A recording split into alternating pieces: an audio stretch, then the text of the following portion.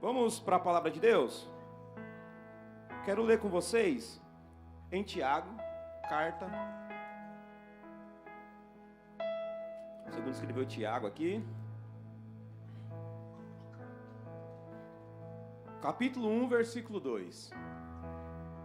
Quero também te convidar a criar o hábito de anotar a palavra, o nome da palavra, você criar suas anotações, seja num bloco de nota, seja no seu WhatsApp, naquele grupo que só tem você, que está escrito eu mesmo, Irene, ou talvez você traga, né? Eu ainda sou muito retrô, eu gosto muito de escrever mesmo, apesar da minha letra ser feia, mas eu não sei como você vai anotar, mas cria o hábito, é importante, né? Pouquíssima coisa nós retemos, praticamente 30% daquilo que nós ouvimos numa palestra, num culto, numa ministração, a gente consegue reter, quando a gente não anota, mas quando nós temos o hábito de anotar, a nossa mente, né, tem a capacidade de reter muito mais informação, e isso vai te ser útil lá na frente, quando você passar por alguma situação, o Espírito Santo vai te lembrar daquilo que Ele está ministrando aqui nessa noite, amém? Então abre aí seu bloco de nota, abra o seu meio de anotação. Em Tiago capítulo 1, versículo 2 diz assim: meus irmãos, considerem motivo de grande alegria, repita comigo, alegria, o fato de passarem por diversas provações, repita, provações. Assim vocês saberão que a prova da sua fé produz, repete, produz perseverança. No entanto, a perseverança deve ter ação completa, a fim de que vocês sejam perfeitos, repita, perfeitos, e íntegros, repete, íntegros, sem que lhes falte coisa alguma, fala prosperidade, amém? Quando eu tinha 1 aninho de idade, eu não me recordo, mas minha família conta isso, no meu primeiro aniversário, meu aniversário de 1 ano, eu estava saindo do banheiro, e uma tia minha, que fumava, na hora que eu estava saindo do banheiro, ela abaixou o cigarro e acertou bem no meu olho direito. O cigarro estava aceso ali, as cinzas entrou dentro do meu olho, foi aquela correria, daí me levaram para o hospital, fizeram uma lavagem nos meus olhos, no meu olho, tudo, fizeram todo o procedimento. E o médico falou, provavelmente, é bem possível que no futuro ele tenha problema de visão, viu? E os anos se passaram e eu comecei a apresentar problemas de visão, principalmente quando eu comecei a estudar. Quando eu fui para a escola, foi que começou a ficar mais nítido, né? Eu tinha muitas dores de cabeça, muitas enxaquecas, eu tinha que voltar para casa muitos dias, acontecia semanalmente, até eu começar a usar óculos. E eu comecei a usar óculos, então a minha deficiência visual, né? Um pouco da minha deficiência visual vem disso, né? Dessa situação que aconteceu, né? E na época de escola, além de prejudicar a questão visual, né, de não conseguir enxergar, eu comecei a apresentar estrabismo, que fala quando o olho vai para um lado. Então eu estava em casa, minha mãe ficava, arruma esse olho, porque eu não percebia, mas o meu olho estava virado para o outro lado. Arruma esse olho, menina, arruma esse olho. Onde eu estava, meus tios, meu pai, todo mundo, arruma esse olho está torto, arruma esse olho. Tem que ficar piscando assim para ver se o olho voltava para o lugar. E o médico passou tampão, eu comecei a usar tampão, né, na época da escola. Foi algo bem legal, sabe, para a escola com tampão.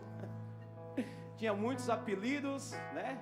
Então, pobre, cabelo duro, com tampão, era uma maravilha, né? Hoje chamariam de bullying, naquela época era amizade, era parceria, coletividade. Mas foi uma fase que eu passei, uma fase muito difícil, né? E por isso que eu uso óculos hoje, né? Por isso que eu uso óculos hoje.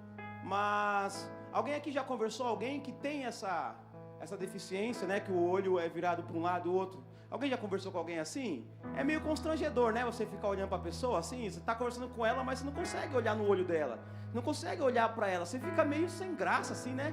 Você fala, essa pessoa está olhando para onde e tal, você fica, né? Você fica constrangido e a pessoa está falando com você, ali frente a frente, né? Ou quando você está conversando com uma pessoa e a visão dela é normal, mas ela está olhando para outro lugar, não dá uma raiva? Você está conversando com a pessoa, está olhando para o celular, está olhando para outro lugar, não está te dando atenção, é horrível, não é? Você está falando com ela, você está querendo a atenção dela, mas ela está, está aqui, né? Você está falando, não, é verdade, sim, é ruim ou não é? Alguém já passou por essa situação? Por quê? Porque você quer que a pessoa olhe para você. Numa conversa, ela tem que olhar para você, né? E essa questão de olhar é muito engraçado. Não falei isso de manhã, mas eu me lembrei. Semana passada, eu estava entrando em casa com o carro. E eu gosto de entrar de ré. E a garagem é um pouco estreita assim, um portão, mas dá para entrar tranquilo. Eu estava entrando, olhando só para um retrovisor, esqueci o retrovisor do meu lado. E daí bateu no portão o retrovisor, daí plec, fez aquele barulhão assim, né? Plec, o retrovisor foi para trás. Daí a Kezinha saiu correndo, bateu. Vontade de falar, não, estava fazendo carinho na orelha do carro, né? Mas o pastor nos ensinou que tem que respirar e falar, foi. Deu uma escorregada aqui, ó, no volante, aqui na direção. Porque eu estava olhando para o lado errado. Estava olhando para um lado, esqueci do outro lado, bateu, né? Se você for falar com a Kezinha, ela vai falar muitas coisas, assim. Esses dias eu estava dirigindo, e daí ela pegou e deu um grito, meteu a mão na minha perna, virou o volante para o outro lado. Foi, quase você bateu. Foi, hoje estava tudo sob controle. Só porque você gritou, bateu na minha perna e virou o volante, eu ia bater na traseira do cara? Não, estava tudo sob controle aqui, tá controlando aqui. Porque quando você está olhando para um lado, né, e não está olhando para o outro lado, há um problema, né? Talvez alguém aqui que dirige, já aconteceu isso. Você está olhando no celular, né, ou você está olhando para algum lugar, e de repente quando você vai ver, ou acontecer um acidente, um pequeno acidente, encosta em alguém, né, ou quase, fica aquele susto, né? Quando você está no celular, a gente está diante de um lugar santo, tem que confessar aqui. Você está no celular ali, e você está dirigindo, de repente você para em cima do outro carro. O que você faz? Desliga o celular e fala, nunca mais eu vou ficar olhando isso aqui não. Vou me concentrar aqui, né? Até o outro dia, no outro dia você está de novo, né? No outro dia você está de novo. Mas por que eu estou falando sobre isso? Sobre olhar para o lugar certo, olhar para o lugar errado. Aqui no texto, está nos dizendo aqui que nós devemos considerar um motivo de grande alegria quando passar por diversas provações. Preste atenção que ele não está falando se passarmos por provações. Se acontecer a dificuldade, se acontecer a aflição, a tribulação, a perseguição. Não, está falando quando você passar. Então eu entendo que nós iremos passar por provações. Até porque Jesus, ele disse para os seus discípulos em João 16:33, no mundo tereis aflições. Não é? Se no mundo vocês tiverem aflições, se caso acontecer aflição no meio da caminhada, tenham bom ânimo. Não, no mundo vocês terão aflições, mas tenham bom ânimo. A provação, a dificuldade, a aflição, ela vai acontecer na vida de um cristão. Quando começamos a caminhar, isso acontece. Paulo dizendo ali para os novos convertidos no livro de Atos, ele vai falar, é importante que aconteça a provação para que possamos entrar aprovados no reino de Deus. Vocês estão me entendendo? Está claro para vocês isso?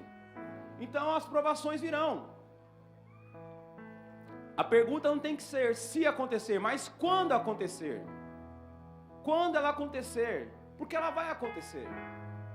Agora, as provações, né, as dificuldades, lá no texto que nós lemos, diz quando passar, não é quando se estabelecer, não é ficar, é uma situação momentânea. O verbo ali está dizendo, quando você passar, não significa que vai ser o seu destino final. A provação não é o lugar de você ficar, mas você passar por ela. É apenas um caminho, é uma parte do processo.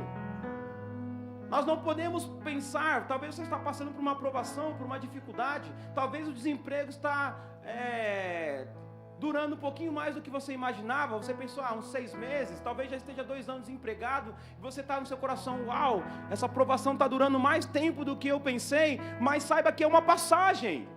Talvez está te surpreendendo essa situação, mas não está surpreendendo ao Senhor. O Senhor não está surpreso porque está durando mais do que você pensava, porque está tudo sob o controle dele. Ele já contava com isso, com esse tempo. Mas é importante que nós saibamos nessa noite, saiamos daqui com essa certeza, com essa convicção, que é passar pela provação, não é ficar.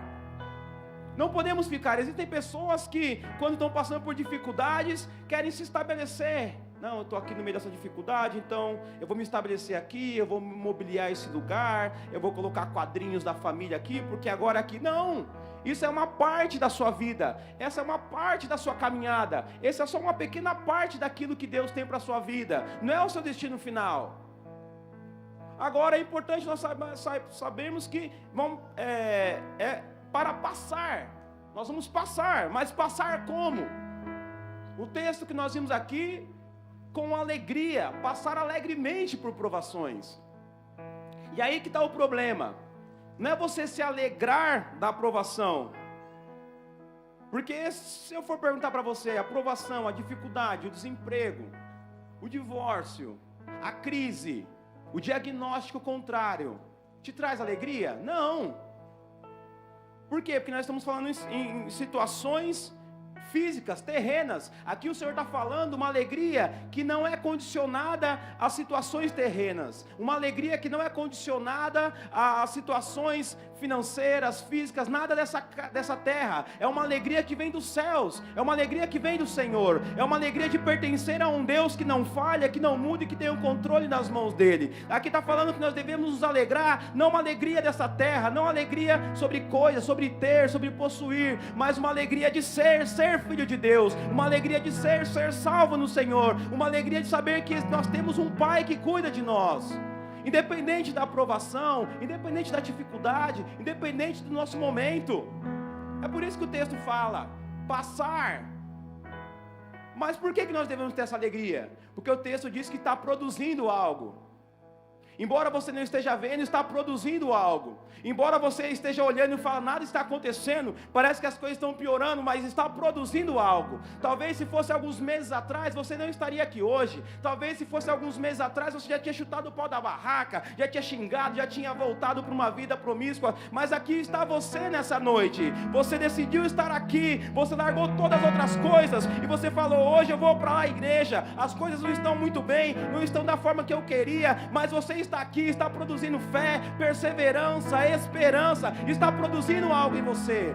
Quando você planta uma semente, no segundo dia você não vê nada, no terceiro dia você não vê nada, você olha para a terra e não tem nada saindo dela, mas lá dentro da terra está produzindo algo, está produzindo raiz. Primeiro é a raiz que é produzida numa semente, que é o fundamento, está buscando nutrientes, está buscando se firmar, está buscando água, está buscando coisas necessárias. Você olha por fora e fala, essa semente não está produzindo nada, mas lá dentro está produzindo, dentro de você está produzindo algo. Talvez você olhe e fala, não tem talo, não tem folha, não tem frutos, não tem tronco, essa árvore parece que não está crescendo, mas a raiz está se aprofundando, a raiz está se aprofundando, há algo dentro de você que está sendo produzido, está produzindo fé, um caráter aprovado, uma alegria que não necessita de algo passageiro. Será que tem alguém aqui que já está recebendo a palavra de Deus? Será que o Senhor está falando com alguém nessa noite? Quando o Senhor falar com você, toma posse dessa palavra, glorifique o nome do Senhor, não deixe passar, porque o reino de Deus é tomada força, alegria, paz, são frutos do reino. E temos que tomar isso à força, em nome de Jesus. Aqui diz que está produzindo o que? Perfeição. O Senhor diz, ande na minha presença e ser perfeito. É através da aprovação da nossa fé, das dificuldades, que é produzindo perfeição em nós. Nos encontramos perfeitos diante dos olhos de Deus, através do sangue de Jesus Cristo. Está produzindo o que? Integridade. Uma pessoa íntegra, vem de integral. Tudo, não tem falta de nada. Você olhar para uma pessoa e falar, essa pessoa é uma pessoa completa, tem nela caráter, tem nela fidelidade, lealdade, justiça, verdade, é uma pessoa honesta, é uma pessoa que não tem falta de nada, e está produzindo prosperidade, sem lhes faltar coisa alguma, aleluias. Mas qual que é o problema? Que a gente não olha para isso. No meio da dificuldade, no meio da aprovação, no meio do momento difícil, a gente olha para as dores, para as lágrimas, para as noites sem dormir. Nós olhamos para o diagnóstico, para as contas, para as dívidas. Nós olhamos para a afronta, nós olhamos para toda a situação contrária, para a opressão, e não olhamos para o que está produzindo. É como alguém que está dirigindo um carro, está olhando para o lugar errado em vez de olhar para frente. E há um grande perigo quando isso acontece. Quando estamos passando por uma situação, estamos olhando para o lugar errado. Uma semente, uma semente, ela fica num lugar solitário, escuro e apertado, úmido. Para a semente, nós vemos uma árvore bonita, tão bela, mas o início dela foi solitário, através de uma pressão, no escuro, sozinho. Talvez você olhe para a sua vida e fale assim: minha vida está assim, estou me sentindo só, pressionado, parece que há uma escuridão, me sinto como uma semente debaixo da terra. Mas você vai produzir frutos para a eternidade. Você vai produzir frutos que vão ser colhidos na glória, em nome do Senhor Jesus. Aleluias, aleluias. E é sobre isso que eu quero falar nessa noite. Eu quero falar sobre olhando para o lugar certo. Nós temos a mania de olhar para o lugar errado. Quando uma situação vem até nós, uma provação, uma dificuldade, nós olhamos para as lágrimas, para as tristezas, para as dores. E não é isso que nós devemos olhar, porque a palavra diz que essa provação vai produzir algo em nós. Então nós temos que olhar para o lugar certo. Amém? E é isso que o Senhor pediu para falar. Eu poderia parar aqui. O que o Senhor queria que eu falasse para vocês, para todos nós, o que nós precisávamos ser ministrado hoje, é que nós estamos olhando para o lugar errado. Nós estamos olhando para o lugar errado e Ele quer que nós olhemos para o lugar certo. Mas vamos ver se tem mais alguns exemplos aqui na palavra que nos ajude a compreender isso. Que nos ajude a compreender como olhar para o lugar certo. Por que olhar para o lugar certo? Quais são os frutos de olhar para o lugar certo? E se eu olhar para o lugar errado? Talvez você fale: uau, eu estou aqui nessa noite e realmente eu estava olhando para o lugar errado. Talvez eu dediquei muito tempo, muitas energias, muito da minha vida olhando para o lugar errado. E agora? Calma que o Senhor tem algo para nós todos nessa noite, amém? Eu quero te convidar a ler comigo aqui em 1 Samuel 17. 1 Samuel, capítulo 17, versículo 26.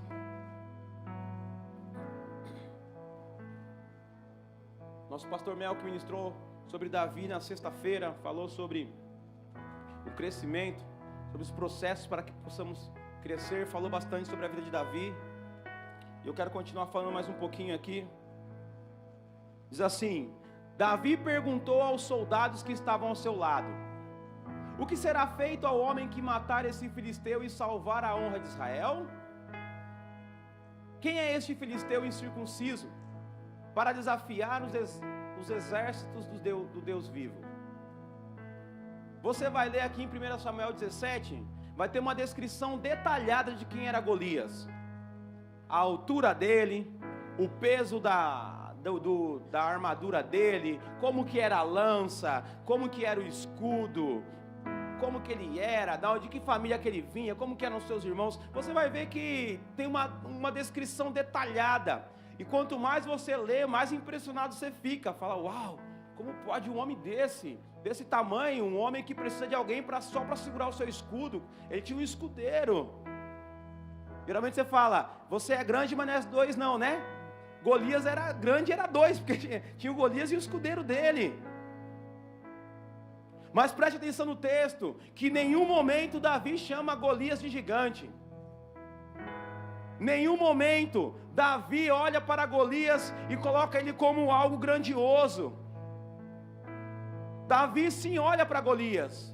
Ele chega ali, no lugar onde os exércitos estavam acampados, estavam ali juntos, se preparando para a batalha, e ele olha e fala: o que está acontecendo aqui?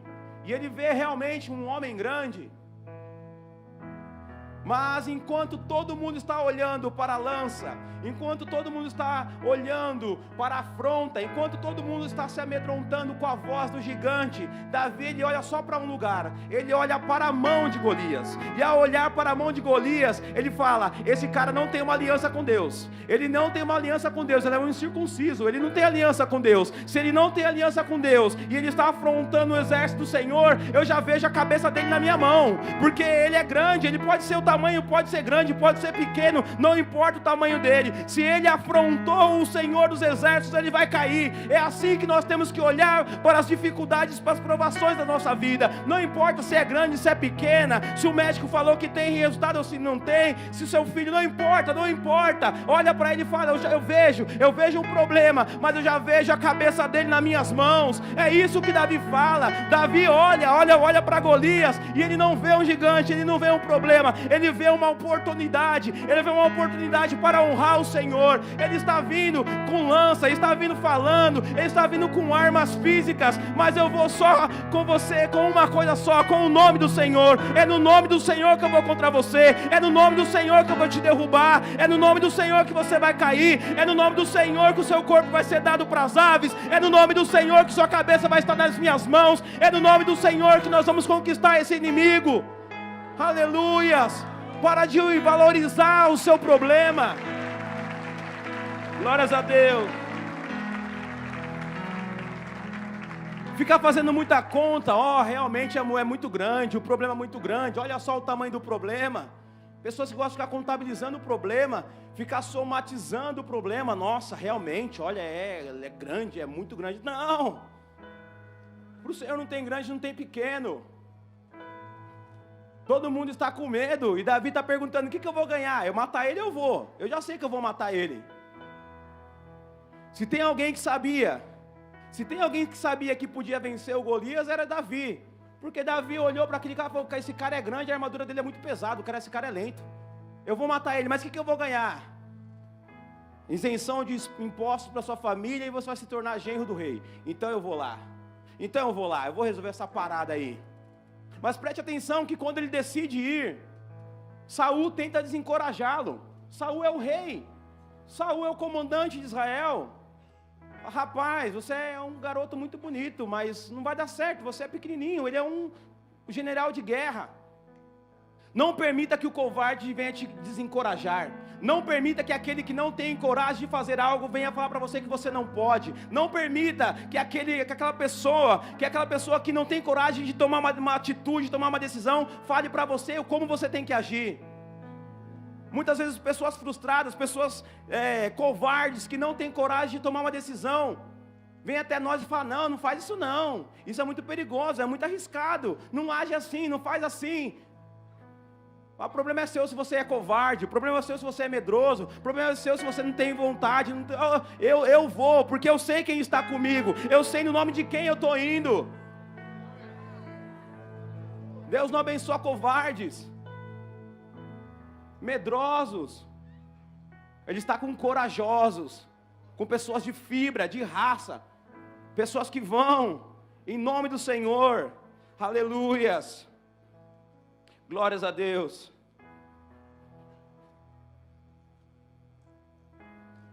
Agora, existe um problema quando a gente começa a olhar para o lugar errado. Davi, ele fez tudo certo até aqui. Ele era um filho exemplar, ele era um adorador, ele era alguém que tocava a sua harpa e os espíritos malignos eram expulsos, era um grande general de guerra. Ele era uma pessoa que era muito amada por Deus e tinha muita estima de todo o povo de Israel. Ele já era genro do rei e ele tinha uma promessa de ser rei. Samuel já tinha ungido como rei. E talvez ele fala: uau, está tudo encaminhado. Eu sou o principal guerreiro, o principal soldado do exército, eu vou para as batalhas, o Senhor me dá vitória. Eu já moro no palácio, sou genro do rei, é uma questão natural de eu virar rei. E talvez ele olhe para Saul e fale: esse cara vai ser o meu mentor, porque eu vou substituí-lo, eu estou pertinho dele. Eu sirvo a ele, eu sirvo ao exército dele, eu sou casado com a filha dele. Mas a inveja entra no coração de Saul, e ele começa a perseguir Davi. Ele tenta matar Davi. E Davi tem que se colocar em fuga com as suas mulheres, com os seus filhos, com a sua família. Com 600 soldados e a família desses soldados. Ele começa a fugir. 1 ano, 2 anos, 3 anos, 4 anos, 5 anos, 10 anos fugindo. 10 anos fugindo de caverna em caverna. Fugindo por todo o território de Israel. E um dia ele, cansado de fugir, Um dia ele cansado de se esconder, um dia ele cansado de dormir com uma mão sobre a sua esposa e a outra sobre a espada. Um dia ele cansado, Davi já nem lembra mais qual foi a última vez que ele dormiu numa cama de verdade, qual o dia que ele tomou um banho decente, qual a última vez que ele teve tranquilidade para ver os seus filhos brincar, se escondendo, se escondendo, se escondendo. Ele para de olhar para a promessa que ele seria rei, e ele começa a olhar para a provação e para as dificuldades, e ele fala algo no seu coração: um dia eu vou ser morto por Saul. Um dia eu ainda vou morrer, um dia Saul ainda vai me pegar.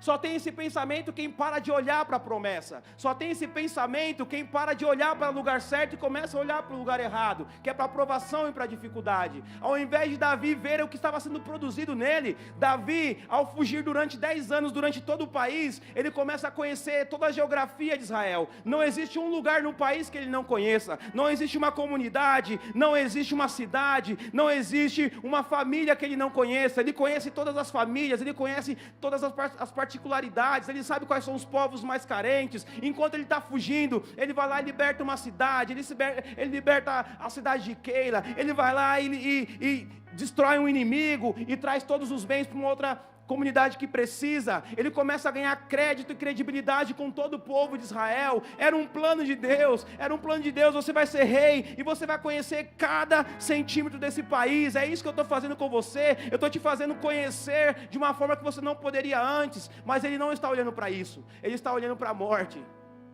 Ele já esqueceu que o Senhor prometeu algo, ele fala: um dia eu vou morrer. Lá em 1 Samuel 27:1, Davi, contudo, pensou: algum dia serei morto por Saul.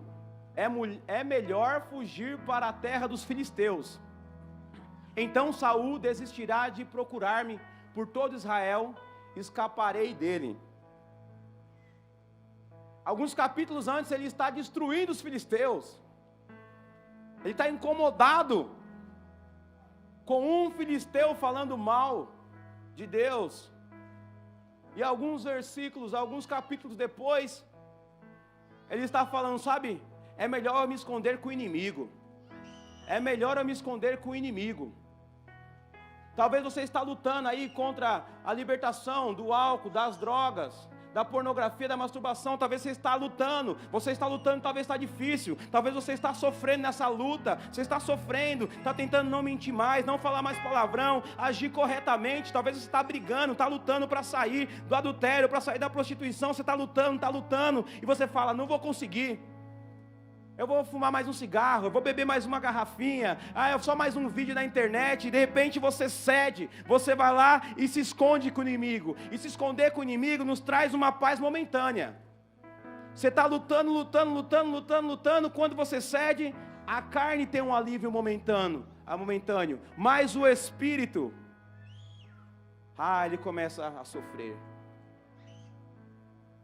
Há um perigo em se esconder com o inimigo. Eu não vou conseguir, eu vou ceder só mais uma vez. Eu não estou conseguindo, eu vou ceder só dessa vez, nunca mais. Não faça isso, querido, mantenha. Não olha para a provação, olha para o que está produzindo. Não olha para a dificuldade, olha para o que está produzindo em você. Você está aqui, você talvez nem queria ter vindo aqui hoje. Talvez você lutou, talvez você veio com muita insistência. Talvez você achou que seria mais um culto, mais uma palavra. Mas olha o Senhor falando, você está aqui, está produzindo. Não importa o que você está vendo, está produzindo um firme fundamento. Aqueles que firmam a sua casa, o seu alicerce sobre a rocha que é Cristo, nada o abala. Produza primeiro o fundamento. Talvez as pessoas olhem para você e falem: por que você está dizimando e ofertando? Olha como está a sua vida, olha como está as suas finanças. Para com isso. Você oferta, dizima, e nada muda na sua vida financeira. Por que você continua indo nessa igreja? Olha como está a sua família, olha como está seu filho, olha como está o seu marido. Durante 4 anos, só eu na minha casa ia. Eu tinha 15 anos de idade quando me converti ao Senhor. O meu pai usava drogas, o meu pai bebia, meu pai saía na sexta-feira para trabalhar, só voltava na segunda depois do trabalho, eu passava o final de semana fora. O salário dele durava 5 horas só, o salário do mês todo, e o restante do mês nós passávamos dificuldade. E eu ali orando pelo meu pai, e toda a minha família, e os meus tios, e os vizinhos falavam: seu pai não tem mais jeito, o seu pai não tem mais jeito, o seu pai não tem mais jeito, seu pai qualquer dia a gente vai achar ele aí, num hospital morto, numa delegacia, na rua, o seu pai não tem mais jeito. Eles estavam olhando para a dificuldade, mas eu olhei para o que estava produzindo em mim alguém perseverante, estava produzindo em mim alguém com fé, estava produzindo em mim alguém que sabia que tinha um grande testemunho para contar. E hoje meu pai está na casa do Senhor, nos caminhos do Senhor. Hoje meu pai serve ao Senhor. Hoje meu pai é um diácono na casa de Deus. Meu pai é alguém que ministra a palavra. Meu pai é uma bênção para toda a família. Não importa o que fala, não está acontecendo, não está produzindo, não está acontecendo nada, está produzindo algo sim.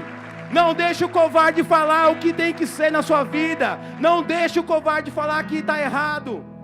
Ele é um incircunciso, ele não tem uma aliança com Deus. Olha para a mão dele, quando alguém vier falar: olha, deixa eu ver se você tem uma aliança com Deus, para você poder falar sobre mim. Você tem uma aliança com Deus? Então fica quieto aí, porque eu sei no meu coração, eu sei em quem eu tenho crido, eu sei na promessa que Ele me fez. Não faça como Davi, que realmente fala: não, vou me esconder. E qual o resultado na vida de Davi em se esconder com o inimigo? Ele começa a mentir. Ele tem que mentir para o rei filisteu, porque ele não vai atacar o povo de Israel, ele ataca outros povos, mas está falando que está destruindo o seu próprio povo. Ele começa a ser um homicida sanguinário, porque quando ele vai atacar esses povos, ele tem que matar todo mundo, homem, mulher, criança, todo mundo, porque ninguém pode falar que Davi está atacando o aliado do seu inimigo. Mentiras, homicídio, Deus distante. Durante mais de 1 ano e meio que ele está morando com os filisteus, ele não escreve um salmo. Davi pendura a sua harpa. Aquele adorador, aquele que com sua adoração expulsa demônios, esse Davi já não existe mais. Ele começa a acumular mentiras e sangue nas suas mãos. Nós nos escondemos com o inimigo, é isso que começa a gerar em nós. O velho homem começa a voltar, a gente para de adorar a Deus, volta às velhas práticas, a gente não consegue nem reconhecer esse Davi. Quem é esse Davi? Que mata crianças, bebês, velhos, para poder encobrir a sua mentira. Esse é o próximo rei, esse cara é o segundo coração de Deus. Uau, a gente começa a não reconhecer. Desempregado, um dia ele sai para a batalha com os filisteus, a gente não quer mais você do nosso lado não, volta, a gente não quer mais você não. Chega em casa, levaram cativo todas as suas mulheres, seus filhos. Chega em casa, não tem mais ninguém lá. Ele e os seus soldados olham o acampamento ali destruído. Só alguém aqui que já teve um dia muito difícil no serviço e volta para casa e acha uma situação ali desagradável, sabe o que é isso? Você chegar e falar: o que eu mais quero é voltar para casa, que o dia hoje no serviço não foi bom. E de repente você chega em casa, uma bomba lá, e você não pode nem descansar. A palavra diz que Davi e os seus soldados choram até não ter mais forças. E de repente um soldado começa a olhar para o outro, e fala: isso é culpa de Davi, foi ele que nos trouxe até aqui, vamos matá-lo, vamos apedrejá-lo. Agora Davi está sozinho, sem amigos, sem soldados aliados, sem emprego, sem família, sem ninguém e com Deus distante. Leia comigo aqui, 1 Samuel 30, versículo 6. Davi ficou profundamente angustiado, pois os homens falavam em apedrejá-lo. Todos estavam amargurados por causa dos seus filhos e filhas. Davi, porém, começa a olhar para o lugar certo.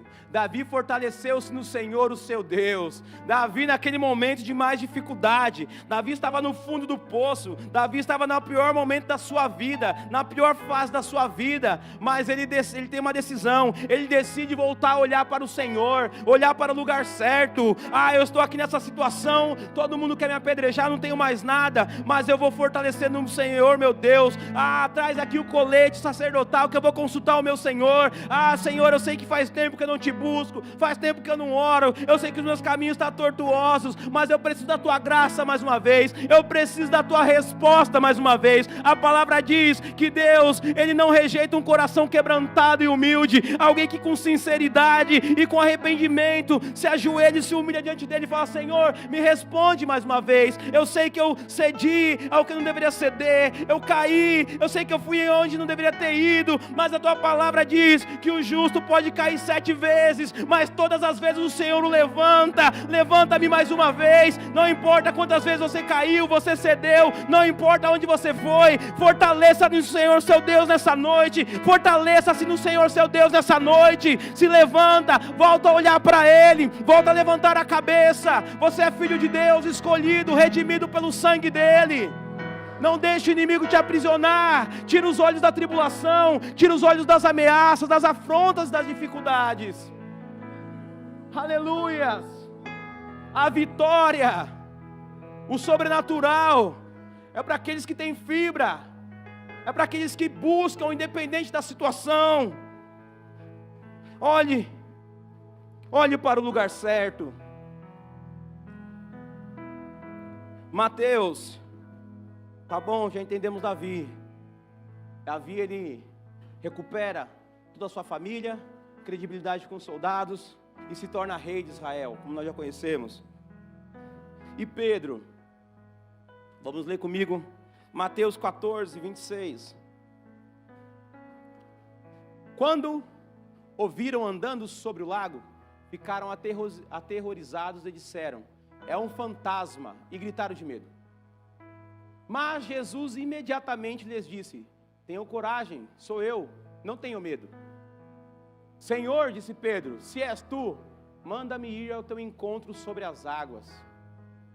Venha, ele respondeu. Então Pedro saiu do barco, andou sobre as águas e foi em direção a Jesus. Mas quando reparou no vento, ficou com medo e, começando a afundar, gritou: Senhor, salva-me! E imediatamente Jesus estendeu a mão, segurou e disse: homem de pequena fé, por que você duvidou? A verdade é que os discípulos estão num barco. Jesus falou para eles: entrem nesse barco e vão para o outro lado, eu vou encontrar vocês lá. E no meio do mar, de madrugada, tudo escuro, no meio do mar, uma grande tempestade se levanta, ondas grandes, vento, chuva, barulho, desespero, sem visão, e rema, tenta manobras. Pensa o cansaço de horas ali lutando contra uma tempestade, e de repente no meio da noite vem alguém ao encontro deles. Se eles acharam que era um fantasma, e se eles viram que tinha alguém vindo, é porque Jesus veio talvez com um brilho diferente. Porque se é tudo escuro e tem alguém vindo ao seu encontro, você não consegue enxergar as ondas gigantes, vento, no meio do mar à noite. Mas eles olham e vê, tá vindo alguém. É Jesus. E qual era a situação do barco naquele momento? O que tinha no mar na hora que o barco estava ali naquele momento? Ondas, vento, chuva. E onde Jesus estava? O que tinha? Ondas, vento, chuva. Mas aonde os discípulos estavam, tinha algo que não tinha onde Jesus estava, que era um barco. Era algo sólido, algo que não permitia que eles afundassem. Por mais dificuldade que estava, havia uma certa segurança ali, a segurança do barco. Mas Pedro olha para o barco e olha para Jesus. Pedro olha para o barco e fala: aqui tem ondas, onde Jesus está também tem onda. Aqui tem vento, onde Jesus está também tem vento. Aqui tem chuva, onde Jesus está tem chuva. Mas aqui não tem Jesus, então eu quero ir para onde Jesus está. Não importa se lá é mais vulnerável do que aqui. A verdade é que é melhor o deserto com Jesus do que o castelo sem Ele. É melhor a doença com Jesus do que a saúde sem Ele. É melhor o desemprego com Jesus do que o sucesso sem Ele. Pedro, ele vê ali e fala: lá tem o mesmo cenário que aqui. Lá está acontecendo a mesma coisa que aqui. Mas eu quero estar perto dele. Eu quero estar perto de Jesus. Por mais que lá seja mais vulnerável, por mais que lá não tenha segurança do barco, é lá que eu quero estar. Aonde está Jesus? E Pedro, ele se lança. Pedro não quer simplesmente chegar até Jesus, porque ele poderia ter ido a nado. Ele fala, eu quero ir como você está, Jesus. Da mesma maneira que o Senhor está aí, eu quero ir aí, andando sobre as águas. E ele vai ao encontro de Jesus. Mas ele, em algum momento, eu não sei quantos passos ele deu. Eu não sei qual era a distância que Jesus estava do barco. Mas no meio do caminho, ele para de olhar para Jesus e começa a olhar para as ondas. Ele para de olhar para Jesus e começa a olhar para o vento. Começa a olhar para a chuva. Começa a olhar para a tempestade. E não foi de um jeito imediato que ele começou a afundar. Ele começou a afundar aos pouquinhos. Talvez cada passo o pé voltava menos, até ele não conseguir mais andar. E começou a afundar. Isso que acontece conosco. Então, em muitos momentos a gente começa a dar passos de fé. A gente tem a coragem. A gente tem iniciativa, a gente tem atitude, a gente começa bem. Eu vou fazer, eu vou investir, eu vou fazer, eu vou orar, estou junto. Eu vou servir, eu vou fazer little play, não, agora eu vou caminhar, vou me consagrar, eu vou ler a Bíblia, a gente começa bem. E de repente no meio do caminho a gente começa a olhar para o lugar errado, começa a olhar para as circunstâncias, para as provações, para as dificuldades. E de repente a gente começa a afundar. A gente começa a afundar, e a gente começa a afundar, mas Pedro ele foi muito esperto, porque antes de começar a se afogar, ele clama a Jesus. O nosso problema é que às vezes a gente começa a afundar e não clama a Jesus até começar a se afogar, e quando está se afogando não consegue chamar por ninguém.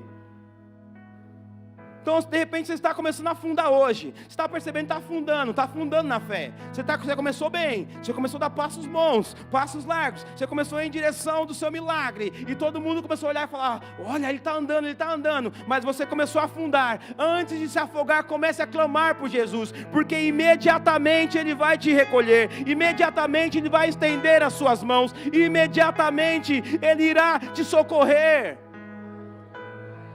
Pedro ele escreve na sua carta, aleluias,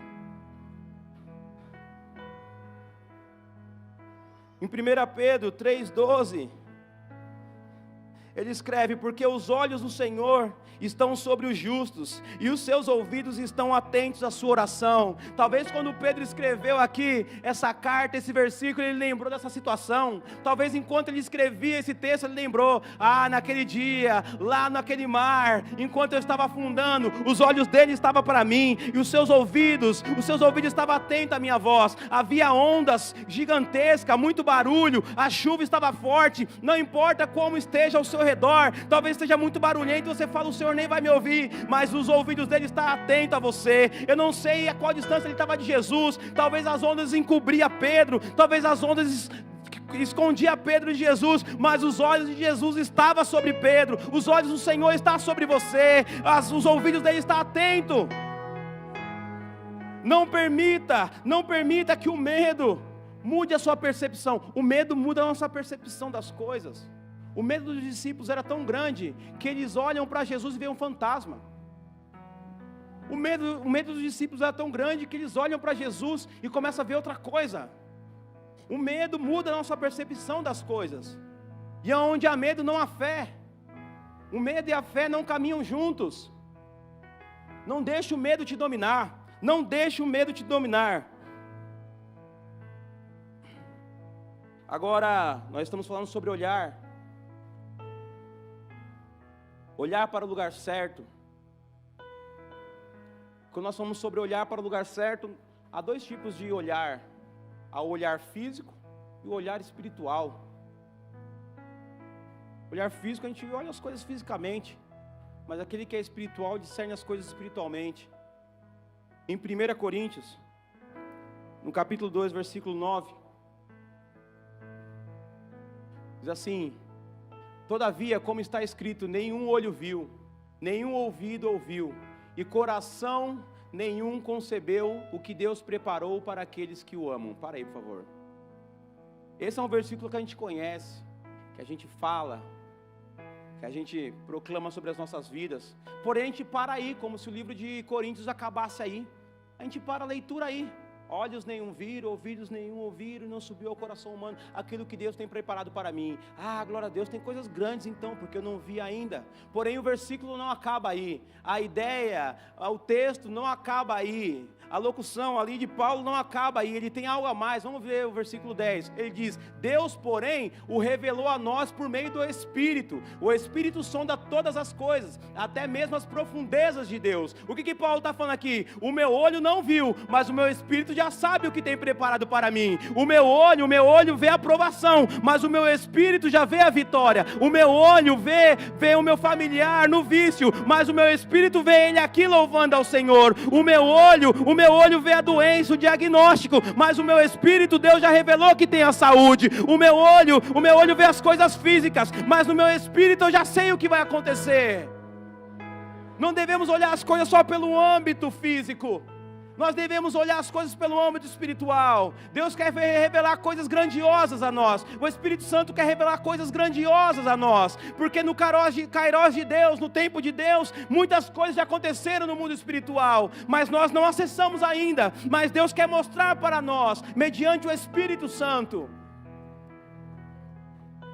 Quem aqui precisa de um celular novo? Pode levantar a mão aí que os anjos estão anotando ali atrás ali, ó. Amanhã ele vai passar nas Casas Bahia. De 2 a 5 dias. Um celular novo, tá precisando, né? Se eu falasse, quem precisa de um celular novo? Deixa eu ver aqui, deixa eu escolher uma pessoa aqui. Wagner, vou escolher o Wagner aqui. Wagner, você está precisando de um celular novo, né? Daí eu tenho 3 celulares aqui, para que você escolha, né? Para que você escolha. E eu vou colocar aqui 3 celulares. Esse daqui é o original, top de linha, o melhor de todos.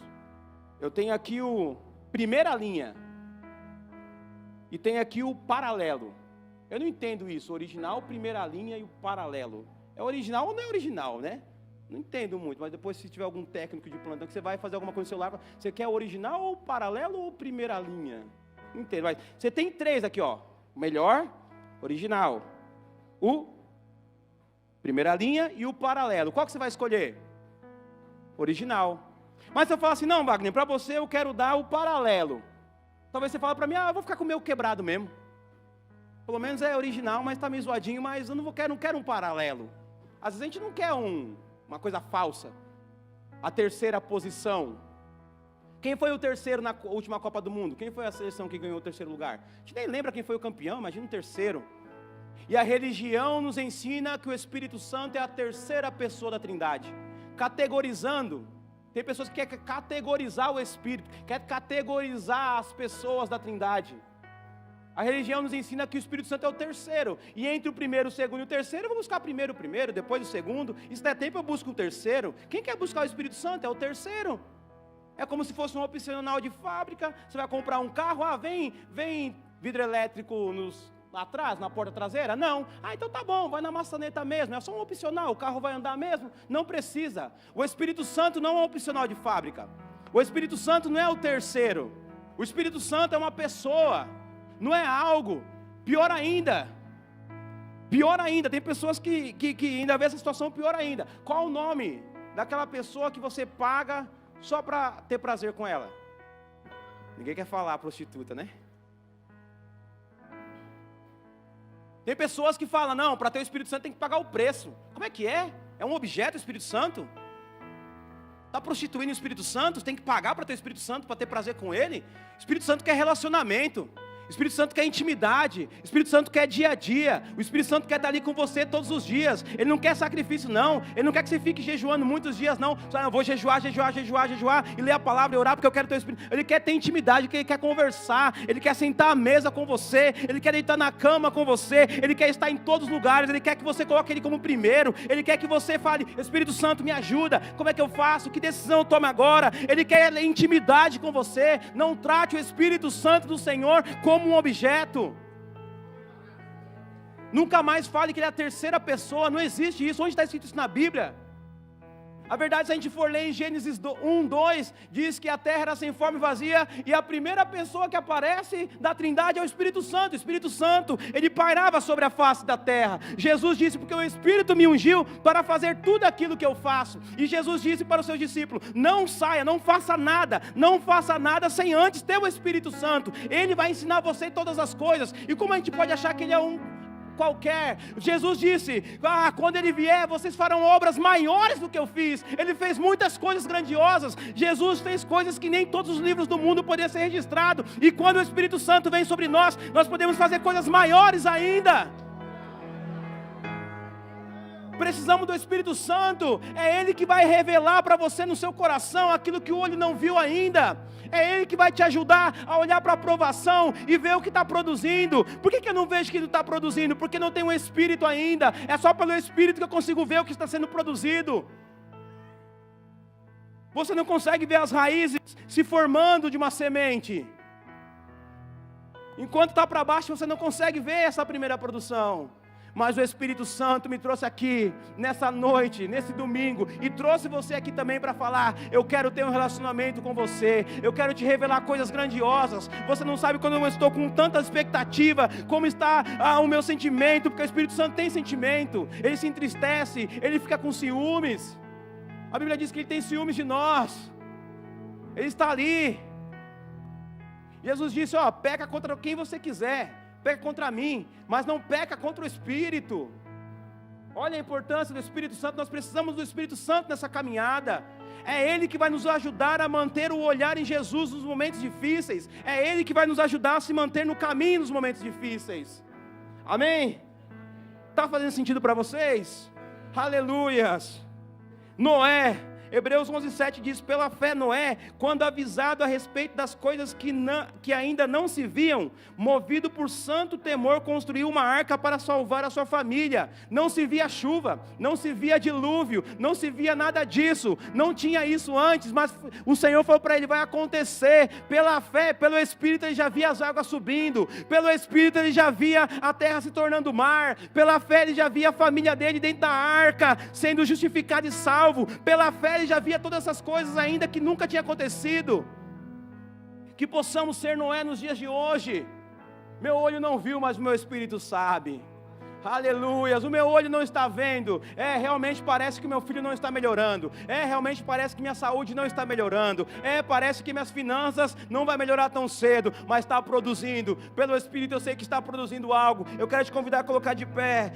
Sam, eu estou no fundo do poço, eu naufraguei na fé, eu comecei a afundar, eu não clamei Jesus, eu me afoguei, eu me afundei, e agora eu parei de olhar para Jesus, já faz tempo que eu não olho mais para o lugar certo, eu só consigo olhar para o lugar errado, e agora eu quero ler com você Salmo 121, para a gente finalizar. Se você se encontra no vale, no fundo do poço, no lugar mais baixo que você poderia chegar, eu quero te convidar a ler isso e proclamar e tomar posse disso. Levanta os meus olhos para os montes, te pergunto, de onde vem o socorro? O meu socorro vem do Senhor que fez os céus e a terra. Ele não permitirá que os meus pés tropecem. O seu protetor não cochilará. Certamente o protetor da lírio não cochila nem dorme. O Senhor é o seu protetor, lírio. O Senhor é a sombra à sua direita, lírio. De dia o sol não o ferirá, nem a lua de noite. O Senhor o protegerá de todo mal, protegerá a sua vida. Aleluias, o Senhor protegerá a sua saída e a sua chegada, desde agora e para sempre. Eu quero te convidar agora a fechar os seus olhos.